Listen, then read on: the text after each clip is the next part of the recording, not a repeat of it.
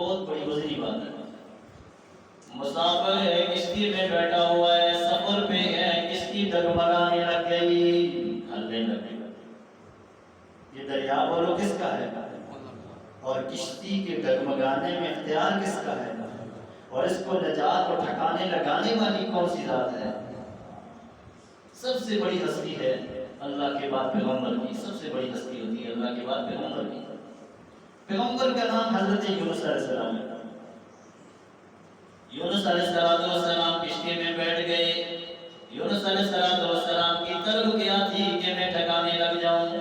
یونس علیہ السلام کی طلب کیا تھی کہ اس بستی سے ذرا دور ہو جاؤں، دوسری بستی میں پہنچ جاؤں۔ اللہ کا کرنا کیا ہوا، دریا کے سینٹر میں پہنچ کے وہ کشتی بھی ہلنے لگ گئی۔ اس وقت سے کشتیاں تھی نوح علیہ السلام نے بنائی تھی، تو نوح علیہ السلام کی تو یہ بہت بات کی پیغمبر ہے۔ جب کشتی ہلنے لگی، آج کا مشرق کہتا ہے بابا باب الحق بیڑا تک، اس وقت کا پیغمبر کہتا ہے لا الہ الا انت سبحانک انی کنت من الظالمین۔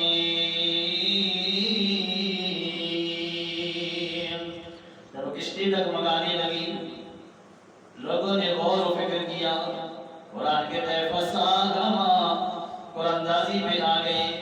جب قرآن اندازی کی تو سیدھے ایک بندے کا نام نکل آیا، کیا کریں؟ چہرہ دیکھیں تو صبر کریں، اور اگر کشتی کے بوتے دیکھیں تو جان بچانا بھی فرض ہے۔ مجبوراً یونس علیہ السلام کو اٹھا کے انہوں نے دریا میں رکھا۔ کشتی کے رول، کشتی کے بوتے اور کشتی کے ڈگمگانا، اور اتنی مشکل مرحلے میں نبی کچھ نہیں کر سکتا تو دنیا کا بندہ اور ہو عقیدہ بناتا۔ سمجھو تو قرآن سمجھو، کہانیاں نہیں سناتا۔ پیغمبر کہہ رہا ہے کہ میری وجہ سے قوم پریشان ہے، اٹھاؤ مجھے پھینکو، میری وجہ سے ان پریشان ہے۔ اور اللہ کا چونکہ حکم ایسا تھا، جو ہی پیغمبر مچھلی کے پیٹ میں گئے، ان کا ادھر انتظام اللہ نے کیا، کشتی چلنے لگ گئی، اللہ نے کشتی کو ٹھکانے لگا دیا، ان کو ادھر نجات مل گئی، ادھر یونس علیہ السلام کو ٹھکانا ملا۔ جب سوچ آئی کہ کشتی ڈگمگا گئی، ایک آزمائش۔ جب سوچ آئی کہ دریا کا اندھیرا ہے، دو آزمائش۔ جب سوچ آئی کہ مچھلی کا پیٹ ہے، زندہ قبر ہے، زندگی کی قبر ہے، لیکن مجھے پھر بھی اتنی مشکل مرحلے میں نبی نے وقت کے دوست پیغمبر کو نہیں پکارا، وقت کے نبی کو نہیں پکارا، دوسرے پیغمبر کو نہیں پکارا، اپنے ابو نوح علیہ السلام پیغمبر کو نہیں پکارا، دادا آدم علیہ السلام کو نہیں پکارا، مل کے بولو کس کو پکارا؟ قرآن کہتا ہے اگر یونس پیغمبر یہ زبان نہ پڑھتے نا، للبث فی بطن، اس پیٹ میں اتنا رہتے یوم یبعثون، جس دن قیامت آتی میں اللہ نکالتا۔ پیغمبر بھی کچھ نہیں کر سکتا، کرنے والے کون ہیں؟ تو یونس پیغمبر دعا نہ پڑھتے، اللہ فرماتے قیامت تک رہتے، لیکن پیغمبر نے دعا پڑھی، اس دعا کا جلال ایسا تھا، دعا کا اثر ایسا تھا، اس میں فریاد ایسی تھی، میرا رحم جوش میں آیا۔ میں نے اس مچھلی کو کہا غذا تو تم نے پہلے بھی نہیں بنانا تھا، امانت ہی رکھی ہوئی تھی، اس کو ذرا سائڈ پہ رکھ لے، اب پہنچانے کی ذمہ داری تیری ہے، ضائع ہو گئی تو اس سے پوچھوں گا۔ یونس پیغمبر کو مچھلی نے انگلا اور لقمہ جو اندر تھا باہر ہو گیا، اور یونس علیہ السلام کو کس نے ٹھکانہ دیا؟ جو یہ ٹھکانہ دیا، آپ ابھی جائیں دریا کے کنارے، دریا کے کنارے ایسی جڑی بوٹیاں نہیں ہوتی جو بچے کے لیے کام دے سکیں، خاص کر کدو کا نہیں ہوتا، خاص کر ایسی چیز بیل نہیں ہوتی، گندی چیزیں ہوں تو اپنی جگہ۔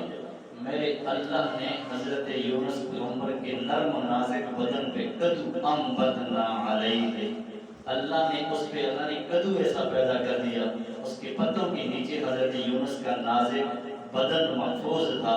اور یہ چیز ایسی ہے کہ کھاؤ تو اللہ ثواب دیتا ہے، سنت عمل ہے، اور یہ گھر میں ہو تو مکھی مچھر اس چیز پہ نہیں آتی۔ دونوں چیزیں چونکہ وقتی طور پہ یونس کی ضرورت تھی، بتاؤ یہ ضرورت کس نے پوری کی؟ اللہ نے۔ اب یونس کی کشتی ڈگمگانے لگی، یونس کچھ نہ کر سکے، اللہ کا ولی ہے، اتنا پاک ہے کہ دیکھو چوری بھی نہیں کی اس نے، امانت بھی اللہ کے لیے دے دی، ثواب اللہ سے مانگ رہا ہے۔ آج جب جب کشتی بولنے لگے ٹوٹ گئی. ایک تختے کا سہارا اس کو مل گیا. تختے کے سہارے چلتے چلتے کنارے لگ جاتا ہے. جو ہی کنارے لگتا ہے, اللہ کا نظام دیکھو, کنارے لگتے ہی شام کا وقت ہوتا ہے, رات ہوتی ہے, جو وقت ہے بس موقع پہ چلا جاتا ہے مسجد میں. بس سفر کا کام کیا ہے؟ مسجد میں جانا. جب اپنا حال گھر نزدیک نہ ہو تو مسجد میں جاتے ہیں. اور پیغمبر کا بھی شریع حکم تھا, سفر سے آتے تھے پہلے مسجد میں جاتے ہیں. جس وقت یہ اللہ کا بندہ مسجد میں داخل ہوتا ہے, موقع پہ دچار رکھتے نوافل پڑھ کے اللہ کے سامنے شکر ادا کرتا ہے کہ تم نے مجھے نجات دی ان غوطوں سے, دریا سے, مشکل سے, موت سے. ایک نمبر 2, تلاوت کرتے ہوئے نماز کا وقت آتا ہے, نمازی آتے ہیں, انہوں نے دیکھا امام صاحب, اس دن امام صاحب فوت ہو گئے. تو کہا جی ہمارا امام صاحب فوت ہو گیا ہے, تو نماز کا آج کوئی نہیں. نماز بھی پہلی, دن بھی پہلا, امام بھی فوت, اب وقت اس نے نماز پڑھائی. آواز اللہ نے ایسی نہیں کہ مقتدیوں کے دل میں بات کر گئی کہ اگر اس مسافر کی منت سماجت ہم کر لیں تو یہ صبح سے آج رات تک ہمارے پاس ہے, تو یہ ہمیں نمازیں پڑھائے, ہم اس کا خیال کریں گے, یہ ہمارا خیال کریں. اللہ کا نظام ہے, روزی اللہ نے لگا دی. کہاں سے بھوکا, کہاں سے محتاج, کہاں سے غربت کا مارا ہوا, کہاں سے کشتی کی ٹکر, کہاں سے لوگ غرق کے تختے پہ آنا, اس کا یہاں مسجد میں پہنچنا, روزی لگانا. بتاؤ یہ اتفاقی معاملہ ہے یا قدرت کا معاملہ ہے؟ اتفاقی ہو گیا. کوئی اتفاقی کچھ نہیں ہوتا, نہ دلا دینا ہوتا. سمجھے تو اذا اراد شیئا ان یقول له کن فیکون. صبح شام سورۃ یاسین کو پڑھتے ہیں, پھر بھی کہتے اتفاقی ہو گیا. اللہ کے ارادے سے سب کچھ ہوتا ہے, اللہ کی منشا سے ہوتا ہے, اللہ کے ارادے کے بغیر کچھ ہوا ہی نہیں. اگر یہ حقیقت تیرا نہیں ہے تو نمازیں چھوڑ دے.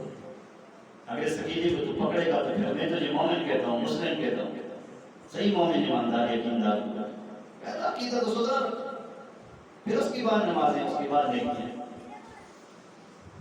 اللہ کا نظام ہے. چند دن نمازیں پڑھانے کے بعد مقتدیوں نے کہا امام صاحب مسافر ہیں, ٹھکانہ اللہ نے آپ کو دے دیا, اگر آپ چاہتے ہیں تو محلے میں بچی ہے, اس کی شادی آپ سے کراتے ہیں. اس لیے کہ ان کا والد مسجد کا امام تھا اور وہ اتنا سخت دعا کرتا تھا, اللہ میری بچی کا رشتہ کسی اچھے شخص کو دے دے, تو ہم آپ کے ساتھ شادی کراتے تھے. اس نے کہا اللہ بسم اللہ کرا دو. کہتے ہیں جو ہی شادی ہوئی نا, عورت کو سامنے جب لایا تو یہ اللہ والا شخص ہار کو دیکھتا دیکھتا حیران ہو گیا. اس وقت سنت عمل اب بھی ہے, لوگ عمل نہیں کرتے. اس وقت لوگ بچی کو, دلہن کو ہاتھوں ہاتھ پکڑ کے چھوڑ دیتے. پیغمبر نے فاطمہ کو ایسے ہی کیا, رقیہ کو ایسے ہی کیا, زینب کو ایسے ہی کیا. تو وہ پکڑ کے لائے. جو ہی لائے تو یہ امام صاحب بالکل چھاتی دے کر آئے. تو لوگوں کی طبیعت گڑبڑ ہوئی, یہ کیا کر رہا ہے؟ بیوی تو سیکھی ہے لیکن یہ ہار کو کیوں دیکھ رہا ہے, پیسے کا بھوکا. تو لوگوں نے پوچھا آپ نے ادھر نظر نہیں رکھی اپنی دلہن کی, آپ نے ادھر نظر زیادہ رکھی, اس کی وجہ کیا ہے؟ اس نے کہا اللہ کے گواہ ہے, یہ ہار میرے ہاتھ پہ آیا تھا, میرے ہاتھوں سے یہ ہار گیا ہو گیا. یہ جو پہلے لوگ آئے نہیں آئے نا, ان کو یہ مسئلہ سمجھ نہیں آ رہا. جو پہلے سے بیٹھے ان کو سمجھ آئے گا. اس لیے کہتے ہیں نا شروع ہی سے کام کیا جائے تو پھر سمجھ آتا ہے. تو کہا یہ وہ ہار ہے جو میرے ہاتھوں سے نکلا. کہا وہ کیسے؟ کہا گلی سے مجھے تھیلی ملی تھی, تھیلی پہ ہار تھا. ہار ہمارا مالک آتا ہے اور آگے مجھ سے کہتا ہے 500 انعام دوں گا, یہ ہار مجھے دے دے. میں نے کہا انعام اللہ سے لوں گا اور آخرت میں لوں گا, میں نے اس سے یہ پیسے نہیں لیے, اور آج یہ ہار ہوئی. انہوں نے کہا پھر ہماری بھی سن. کہا کیسے؟ کہا ہمارا امام صاحب تھا, اکثر یہ دعا کیا کرتا تھا, ربا میری بچی کا گم شدہ ہار مکے کے ایک مقیم مسافر نے اتنی امانت داری دکھائی, اتنی قیمتی ہار میری بچی کا مجھے واپس کر کے دے دیا ہے. اللہ وہ دن لا کہ میری بچی کا رشتہ اس جیسے امانت دار کے ساتھ ہوا. یہ مقتدی کو ہی دیتے, نماز کے بعد یہ دعا کیا کرتا ہے.